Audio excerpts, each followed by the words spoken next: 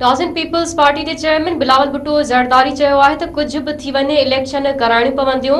Selection की सियासत जमहूरियत जो जनाज़ो कढी छॾियो आहे। नफ़रत ऐं गारनि जी सियासत खे छॾिणो पवंदो।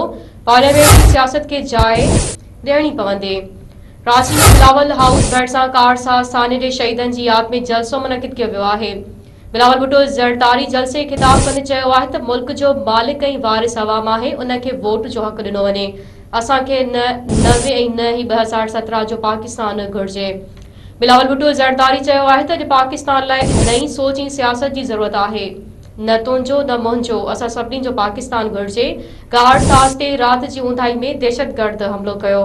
अॼोके ॾींहं ते पीपल्स पार्टी जे जियालनि बहादुरी ॾेखारी। एक तरफ ये रवां ॿुधायूं पिया पीपल्स पार्टी के चेयरमैन बिलावल भुट्टो ज़रदारी चयो आहे त कुछ भी थी वञे इलेक्शन कराइणियूं पवंदियूं। सिलेक्शन की सियासत जमहूरियत जो जनाज़ो कढी छॾियो आहे। नफ़रत ऐं गारनि जी सियासत खे छॾिणो पवंदो। पार्लियामेंट की सियासत खे जाइ ॾियणी पवंदी। रांची में बिलावल हाउस भरिसां कारसा साने जे शहीदनि जी यादि में जलसो मुनक़िद कयो वियो आहे।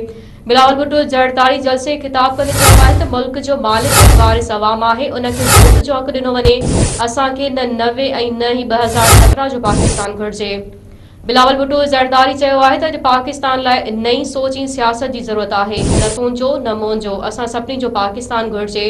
कार साज़ जे राति जी ऊंधाई में दहशतगर्द हमलो कयो। अॼोके ॾींहं ते पीपल्स पार्टी जे जियालनि बहादुरी ॾेखारी।